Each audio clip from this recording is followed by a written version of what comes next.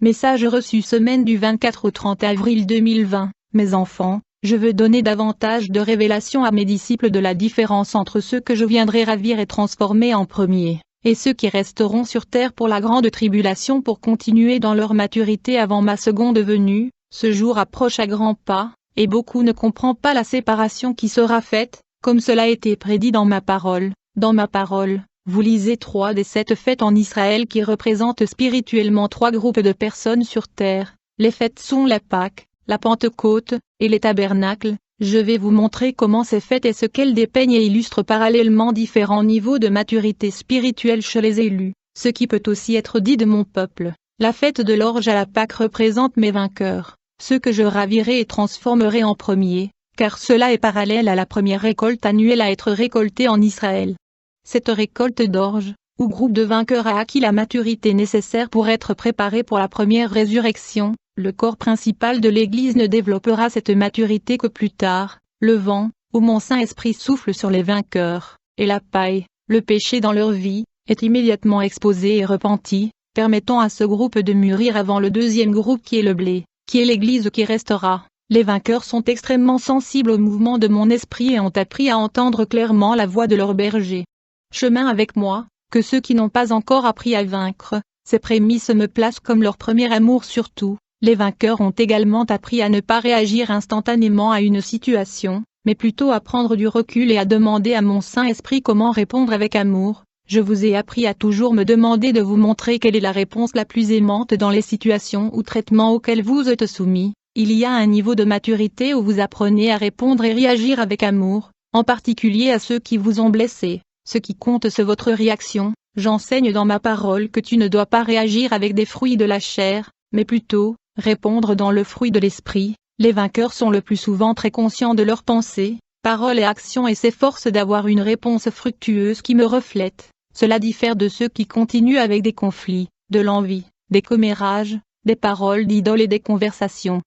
Et ceux qui ne sont pas sensibles à mon Saint-Esprit, j'enseigne que s'engager dans les choses de la chair et du monde est un péché qui produit la mort lorsqu'on ne se repent pas, et je vous ai appelé à sortir du monde et à vous séparer, et être mis à part. Il y a plusieurs références dans ma parole pour les vainqueurs. Ils sont connus comme mes prémices, fils de Dieu, 144 000, mes élus, mes héritiers, et ceux qui sont les vierges sages qui ont atteint l'huile supplémentaire dont j'ai besoin afin de se qualifier pour la première transformation. Ils sont appelés sans tache devant le trône, ceux qui se lèveront dans la première résurrection, et ceux qui seront mes rois et prêtres. Ils sont des joyaux dans ma couronne, ils gouverneront et régneront avec moi pendant 1000 ans et seront sauvés de l'étang de feu. En prenant part au jugement des 2 groupes restants, mes prémices sont appelés à une vie de brisement. Ils connaissent souvent des épreuves et des trahisons, et ce sont eux qui sont appelés à souffrir à mes côtés afin qu'ils reçoivent la couronne de vie. Ils ne passent pas leur vie dans le confort. Beaucoup souffrent d'infirmités et d'afflictions de toutes sortes,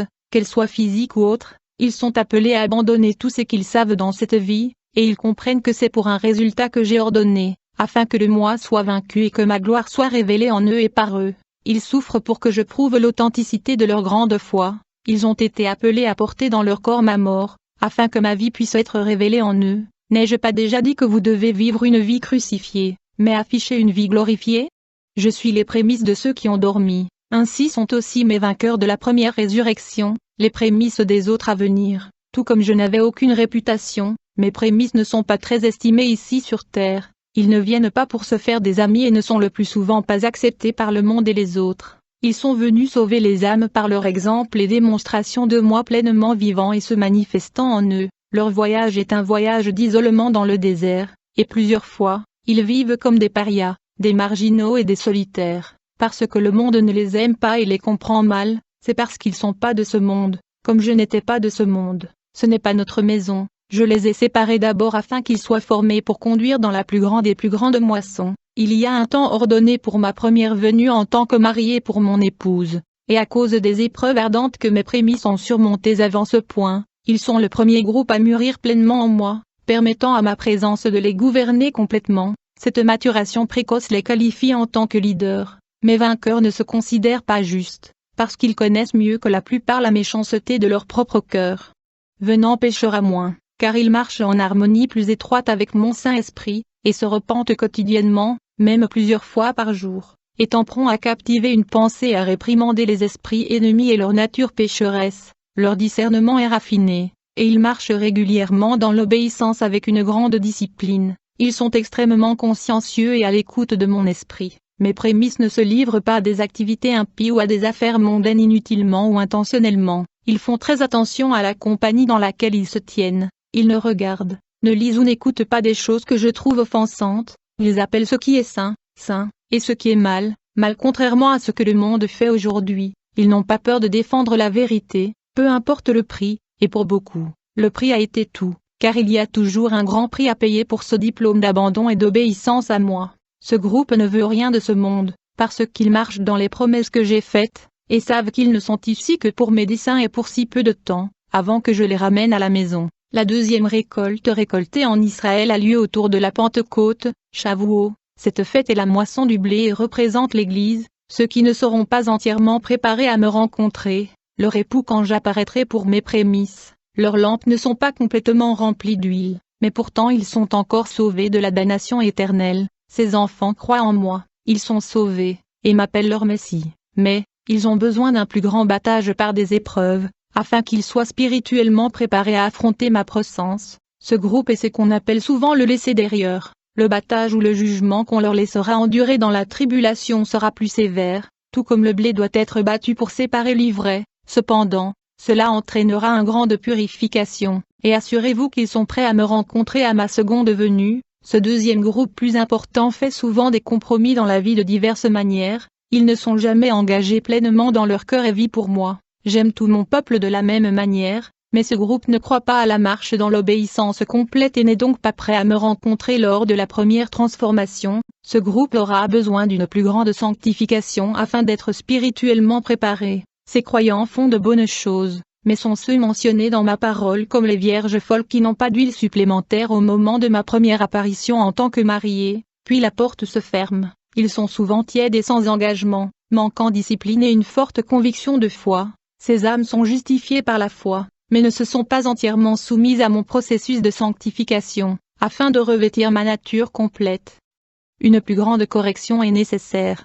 Celles-ci recevront un jugement selon leurs œuvres et le niveau de préparation spirituelle qu'ils ont atteinte. Mes jugements les purgeront de toute iniquité laissée dans leur vie, et ce groupe devra endurer la grande tribulation, fuyant pour sa vie la marque de la bête, ou étant martyrisé à cause de mon nom. Mes enfants, ce jour est si proche de son accomplissement, si vous n'êtes pas pleinement habités par mon Saint-Esprit, baptisés de feu, nés de nouveau et vivant dans l'obéissance, alors vous n'avez pas appris à aimer ce que j'aime et à détester ce qui je déteste. Opérer de cette manière montre un manque de discernement du bien et du mal. Je vous ai enseigné dans ma parole des choses inacceptables pour moi. Ne pas débarrasser ces choses dans votre vie est un péché. Si vous m'aimez vraiment de tout votre cœur, esprit et âme, tu ferais ce que je te commande, et tu n'accepterais pas les voies du monde. Puisque les yeux sont la fenêtre de l'âme, rien d'impur n'entrera dans vos yeux ou vos oreilles, et vous seriez condamnés par des choses sinistres et sombres. Regardez, lire ou écouter des choses concernant la fornication,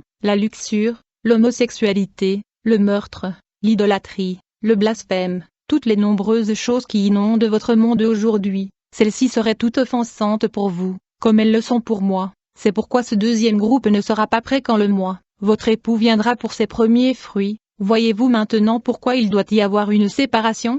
Car je ne viendrai que pour une épouse pure et sans tache, mon Église, qui a lavé ses robes et s'est préparée. Priez sincèrement sur ces paroles, car le résultat de les ignorer est si grave. Le dernier ou troisième groupe de personnes reflétées dans ma fête des tabernacles est la vendange. Ce groupe est composé de ceux qui doivent être foulés aux pieds. Les raisins, lorsqu'ils sont récoltés, ont une peau très dure et doivent donc être écrasés pour obtenir le vin. Ce groupe recevra la forme de jugement la plus sévère, car ce sont les incroyants, les prostituées, les sexuellement immoraux, les meurtriers, les sorciers et les menteurs. Ils auront leur part dans le lac qui brûle de feu et soufre, qui est la seconde mort. Heureux ceux qui entrent dans la première résurrection.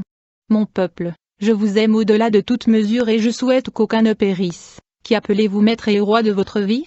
À qui prêtez-vous allégeance? Êtes-vous en alliance avec le roi des ténèbres, ou le seul et unique roi de toute la création est votre Père? Si ces paroles que j'ai prononcées ici vous ont convaincu, alors s'il vous plaît, repentez-vous maintenant, et tournez-vous vers moi, cherchez mon cœur avec chaque fibre de votre être. Appelez-moi, et je vous répondrai. Je ne tournerai jamais le dos à ceux qui crient à moi avec tout, ceux qui sont prêts à se soumettre pleinement à moi. Il n'est pas encore trop tard, mais dans un instant, ce sera. Ton époux s'approche vite. De quel côté de la porte te retrouveras-tu? Quand je viendrai frapper pour vous prendre avec moi, prierez-vous alors les autres vierges sages de vous donner leur huile, afin que vous soyez rassasiés? Je te le dis, ce ne sera pas, et tu resteras à endurer la grande tribulation. Étudiez ma parole, tout est là pour que vous découvriez. Je suis votre enseignant, votre conseiller. La sagesse est donnée à ceux qui demandent avec sérieux et sincérité. Comme vous pouvez le voir clairement, les jugements ont déjà commencé et la sévérité augmentera rapidement. L'heure de minuit est là, tout commence. S'il vous plaît, faites-moi le premier dans votre vie si vous ne l'avez pas déjà fait. J'aime chacun de vous au-delà de toute mesure.